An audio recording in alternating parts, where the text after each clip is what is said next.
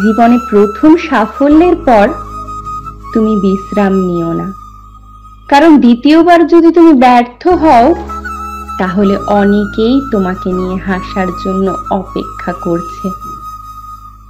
তোমার যতটুকু আছে ততটুকু নিয়ে খুশি থাকো। একবার ভেবে দেখো তো, পৃথিবীতে এমন অনেক মানুষ আছে যারা তোমার চেয়েও অনেক খারাপ অবস্থায় বেঁচে আছে। তাহলে জীবনে এত দুঃখ কিসের? সম্পর্কটা টিকিয়ে রাখার জন্য যদি একটু নিজেকে বদলাতে হয় তাহলে ক্ষতি কি? কিন্তু না, আমি নিজেকে কারোর জন্য বদলাতে পারবো না। আমি যেমন তেমনই থাকবো। এমন ভাবে যদি কেউ আমাকে গ্রহণ করতে পারে তো করুক, আর না হলে কোনো দরকার নেই। কারণ যার জন্য নিজেকে বদলাবো, একটা সময় পর যদি সেই মানুষটাই বদলে যায় কিংবা সম্পর্কটা শেষ করে দিয়ে চলে যায়, তাহলে নিজের কাছে নিজের কোনো অস্তিত্বই থাকবে না, নিজের ব্যক্তিত্বটাই মরে যাবে। তাই নিজের ব্যক্তিত্ব বিসর্জন দিয়ে কোনো কিছুই করা উচিত নয়।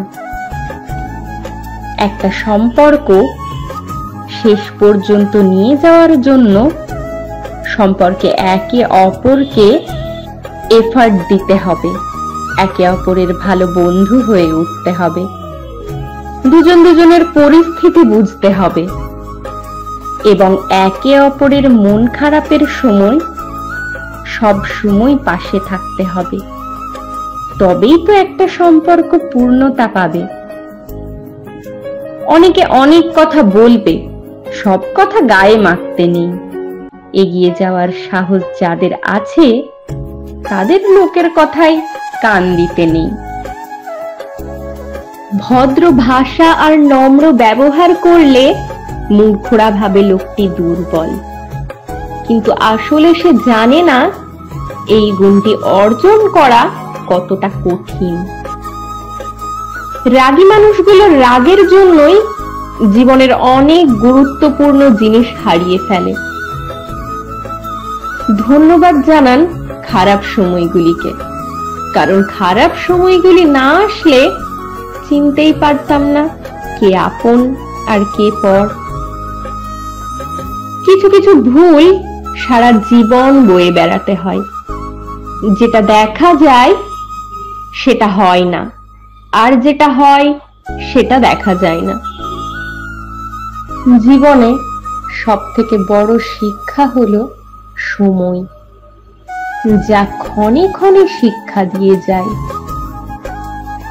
সমস্যাকে কখনো এড়িয়ে যাবেন না, বরং সমস্যা আসলে তার মুখোমুখি দাঁড়াবেন। মনে রাখবেন, সমস্যাবিহীন সাফল্যে কোনো আনন্দ নেই।